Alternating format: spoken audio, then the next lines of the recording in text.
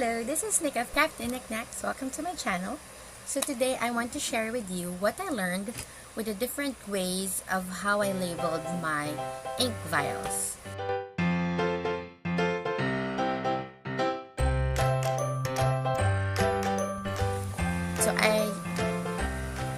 So over the past few months, I've tried three or four different ways of labeling my ink vials, and I want to share with you the lessons that I've learned through all those changes that I've done and the method that I'm using now for labeling my vials.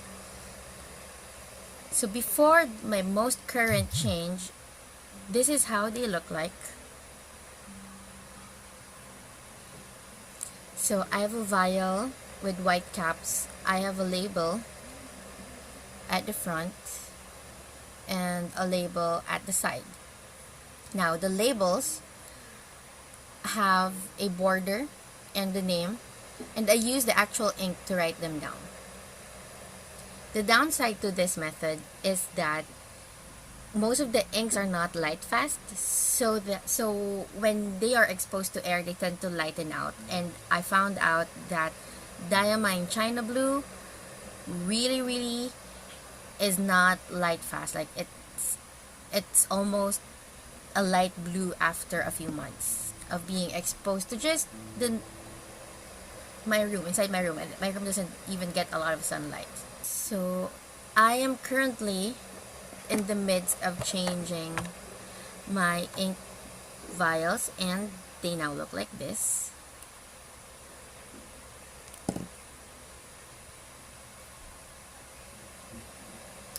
So there. These are the two ways that they look now. Before, the first way that I labeled them was I just put in some sticker paper on top, wrote down the name, and then that's it. And then the second phase was the same concept, sticker paper on top, and I wrapped around this washi. So sticker paper on top with the name, just regular ink, not even this ink, not the ink that's inside the bottle, just the my normal black ink.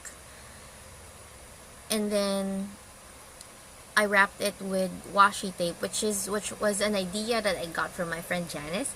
So she wraps washi tape around her ink vials to give it a little decor, and I love the idea. And it also, I guess in my head, kind of helps with the light fastness of the ink, since they are just in my room sitting around. So I was hoping maybe if I covered some of them, it won't go light as fast as they would. So I don't know if it really helps, but it's pretty and I hope it does help. And it's a good way to use up washi because I have a lot. So there.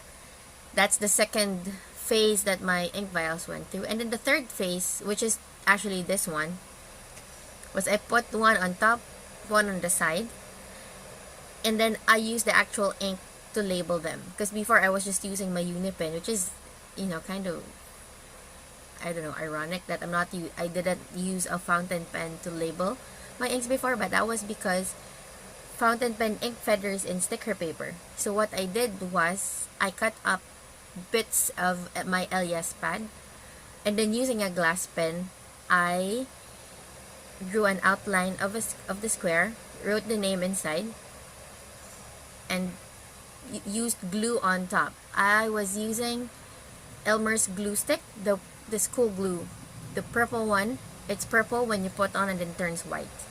So I used that. I purposely did not use a very strong adhesive to stick this because I wanted to be able to pull them away again after, because once I'm done with the bottle, I want to be able to reuse the bottle for a different color of ink.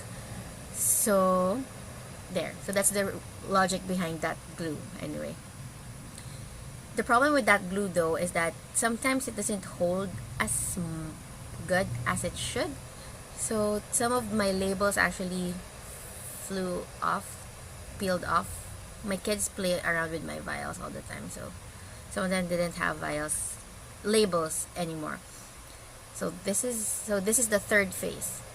And then now the fourth phase, or the fourth variation of my labels, is this one that I showed you a while ago. I have one on top again and one on the side. But this time they're actually uniform in size, and they're again sticker paper, not LES paper. because I swatched them instead of doing this.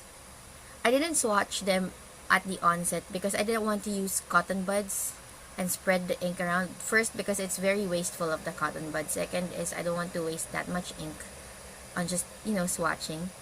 It's kind of a waste for me. It's kind of a waste of good ink and waste of cotton buds. So I didn't use that. I used a glass pen, and I broke that glass pen, so I didn't have the option to do that for my sticker papers now.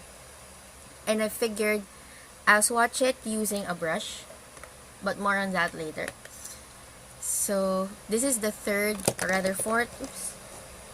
fourth method, and I think I like this best because at the glance you can really see what color it is, and then you can see the name.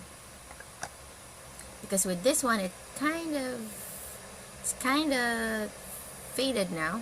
This is Diamine Autumn Oak. With this one, I wrote the name with an iron gal ink, so I'm hoping it's light fast as well, so it won't, blur or lighten over time. So let's see.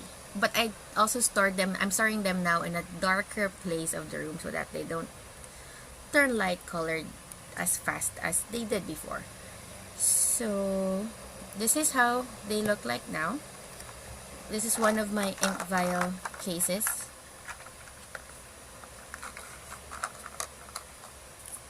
And aren't they super lovely? So that's that. This is one case. I have another that I haven't started. So it's in this case. If you're wondering where I got this case is actually from Japan Home. I got it for 88 a piece.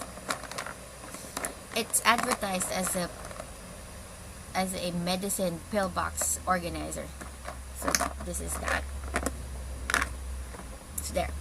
So I mentioned before that I didn't like swatching my inks because of the waste that it creates. So I was actually thinking of a way to swatch my inks without making that kind of mess. So that's why I thought, okay, why not use a paintbrush? The problem with the paintbrush is that you have to clean it in between swatching, unlike with cotton bud that you just, dip it, swipe it, and then you're done.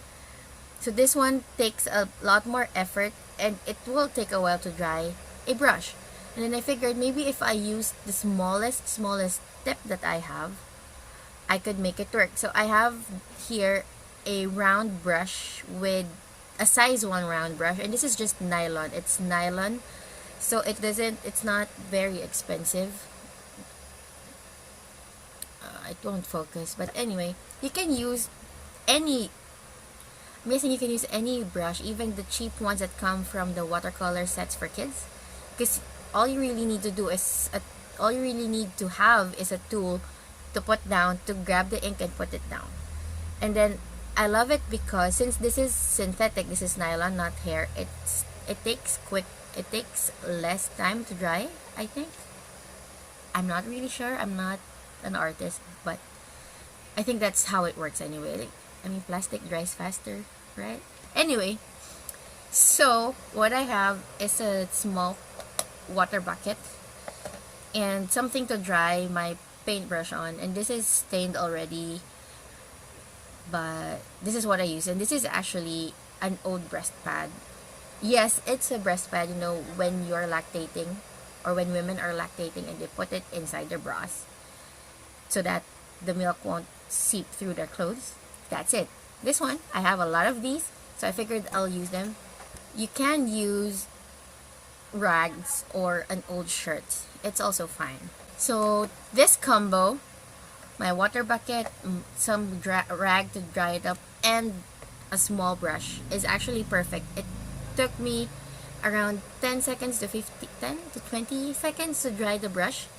So after I clean it in the water bucket, I wipe it here, dab, whatever, and then I also do this. I hold the hair and then slowly turn it around in different directions, so I can see that turning motion actually helps me see if there's any color left in between the bristles, and then I can go back and dip it again. Then you saw a pink thingy inside. This is actually a silicone face scrub. I have this for a while now, and this is something I bought from Japan Home again, I think 2 years ago. And I never used it as a face scrub. I use it to clean my stamps and my brushes. So what I do is I leave it inside when there's water. I scrub the bristles of the brush inside. This is especially for really hard to clean inks, and that's Organic Studio. I'm looking at you. Your inks are so hard to clean. They're everywhere. They're everywhere. They get everywhere. It's the only ink, the only brand that's stained my breast pad. Anyway, so that combo really works. And I haven't swatched using a cotton bud, but I would think it's roughly around the same time that you would spend dipping it in ink and then looking for a place to set it aside so that it doesn't make a mess. And then because after you swatch the ink, there's still stuff that you're gonna do after swatching it, right? So that's what I do. After I swatch it, I put it here, clean it, dry it, and then just wait for it to dry. Just leave it on my desk like that. I leave it on my desk. It dries as I go about and rewriting some of the names. Like if it's a dark saturated ink, my fountain pen ink document is brown wouldn't show through, so I rewrite it using a jelly roll and then stick it onto the vial. So that step is also part of the drying time of the brush, and everything worked perfectly, and it worked for me. And I'm really glad because I did not get to throw out cotton buds. So to label my ink vials, what I did was I dipped the brush in the ink that I want. Some of them I shake because some of the inks have particles in them that I don't know, needs to be shaken. Help me out with the tenses here. Anyway, so I actually did it in scrap stickers. So when I cut my stickers, I make sure I have spare. This is a spare for the glossy. So what I do is I write down the ink color first. I write it down using a pen with waterproof ink. So I write it down regardless of how saturated the ink is. I just put it down so I know. I write all of them down. I do it in pairs, so one circle, one rectangle. So I write it down, and then I run the color. So I dip the color, I dip my paintbrush onto the color it down like here. And then once it dries, I put it on my vials. Some inks are very saturated, so you won't be able to see the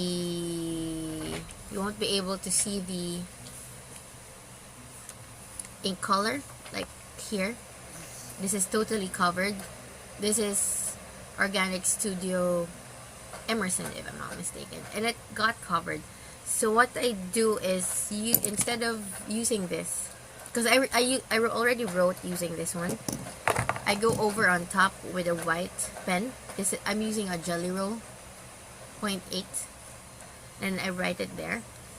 I just didn't write it here because this one is super saturated. I don't know why. So I did another swatch of it. I cleaned my brush, dipped it in the ink again, and did another, dried it of course, and then did another, and it's not as saturated as this one. This one's just crazy dark. So with that said, let's move on to the types of paper that I've used. I mentioned before I used sticker paper and I used LS pads. You can definitely use any kind of paper that you want. You can even use Tomoe River paper, just need to cut them up and then use glue, although that's really thin, so it's kind of harder to do. Right now, I went back to stickers because it's easier. I don't like the mess of the glue, even if it's glue stick, because it still gets in your fingers because you have to put them on your vial, and I don't want to deal with the mess, especially with 2 kids. I don't want to deal with the mess. So what I did was I went back to sticker paper. The problem with sticker paper is that matte sticker paper, which is the sticker paper I frequently use because I love matte sticker paper and I love stickers, So it it bleeds, or it bleeds and feathers when you use fountain pen ink. So the alternative was actually to use glossy paper. So here are two swatches that I prepared for this video. And let me tell you the pros and cons of the two swatches that I made. Or the two sticker papers, rather, that I did. So let's do the matte sticker paper first. So this is the matte sticker paper. And personally, I love matte sticker paper. The problem with it is that it's matte, so it feathers. When you put down the ink, it feathers. And you can see there are spots where the ink is really pulled. You can see that it looks like it bled through, and it probably did.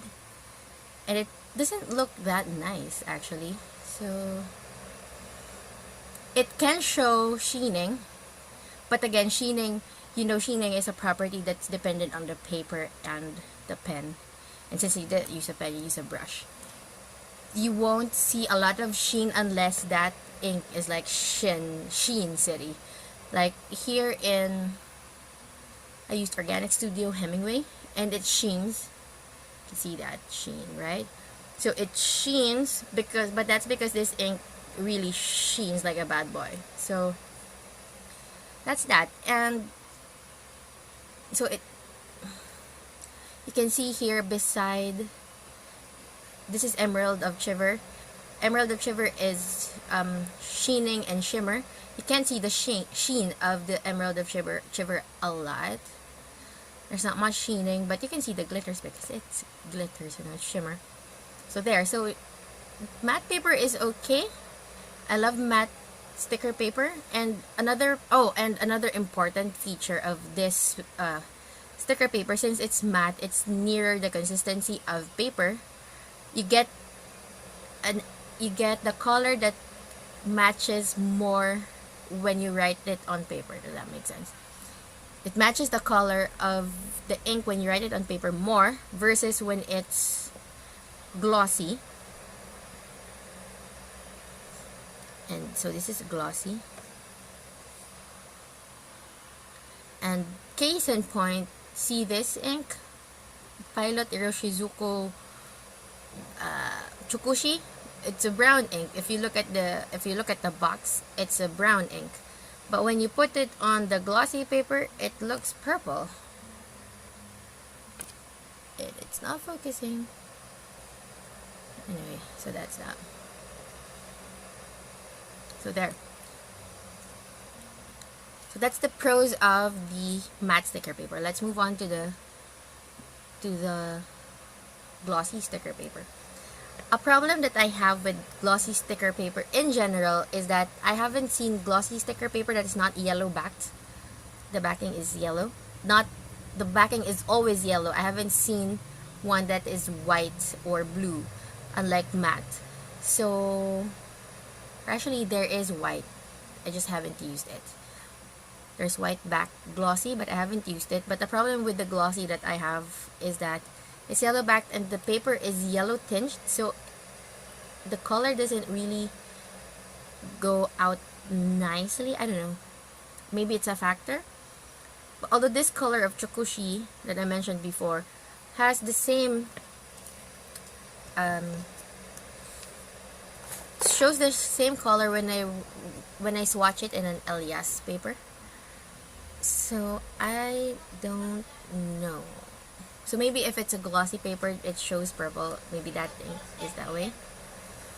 So benefits of the glossy paper is that sheening inks are more likely to show in the glossy paper. Although the example that I have here again is Hemingway, and it sheens like a bad boy, so it's gonna sheen. And then I have here Emerald of Shiver. Doesn't have a lot of shimmer because I forgot to shake the bottle. But there are some specks of it there, and I like it. And then this is Helianthus. You can see with glossy sticker paper, the color is a little more lighter. See there? This is Helianthus. This is Helianthus. It's lighter. And then this is, oops. See how it compares? Chukushi. There, Emerald of Chiver and the Hemingway. This one gives out a lesser oops, let me fix the camera. Glossy sticker paper gives out a lesser saturated color versus in matte sticker paper. And then again, I prefer the matte because it's near the paper. I mean, it's matte, it's like paper. This one is like plastic. So there. Although a very good, aside from the sheen, aside from showing sheen, what I love about glossy sticker paper is that it's so fun to use the watercolor brush to put the ink down. It's so smooth and you won't see the bleeding spots, unlike in matte sticker paper. When you color it, the color is so smooth compared to this one where there's splotches of darker color because of where there's more liquid. It kind of bleeds. Look, it has bleed spots. So these are the two sticker papers that you can readily find available in your local bookstores, even online. They're easily accessible. And again, I went back to them from the Elias paper because it's easy to apply in my ink vials. Although for this one, you can see they are perfectly round. That's because I have a cutting machine and I sell stickers. So I cut them in my cutting machine so I don't have to mess around with cutting them into circles. And I love how it's a perfect circle versus when it was a rectangle or a square on a circle, inscribed in a circle. So anyway, I like it better this way. And I mentioned I make stickers, so shameless plugging. I do sell the stickers on my shop. If you are interested, it's facebook.com/crafted_knicnax. This is an example of the glossy sticker paper. It's small. You can barely see it. There's no physical printed lines that you can see. It's just cut. But let's see you can see there. There are actually 3 variants to this. One is this, which is just full circles. You get 12 circles. And then there is this one. Oops, it's upside down. There is this one where you get circles and the rectangles. You get 6 circles and 6 rectangles because they're meant to go as pairs. A set of just the rectangles. You get 3, rather not 3. You get 12 rectangles, similar to the circles where you got 12 circles. So when you use them together, so you get 12. And if you buy 2 sets of the circles and rectangles, you also get 12. So same. These, I sell these for $15 each sheet. But you know, if you don't have to buy from me, you can make your own. So it's just that if you're lazy like me who want their vial labels to look perfect, then that's it. So there, I hope you learned something from me today. Let me know in the comments how you do your ink swatches, how you label your ink swatches, or if you have any eco-friendly way of labeling, swatching your inks without using cotton buds. Let me know. And let me also know in the comments if you want me to do any review or talk about anything under the sun, actually. So, or anything related to fountain pens, crafting, planning. Let me know in the comments. And if you've learned something new or you like this video, please hit the like button. If you haven't already, hit subscribe and hit the bell button down below beside the subscribe button to get notified of new videos. Thank you for watching.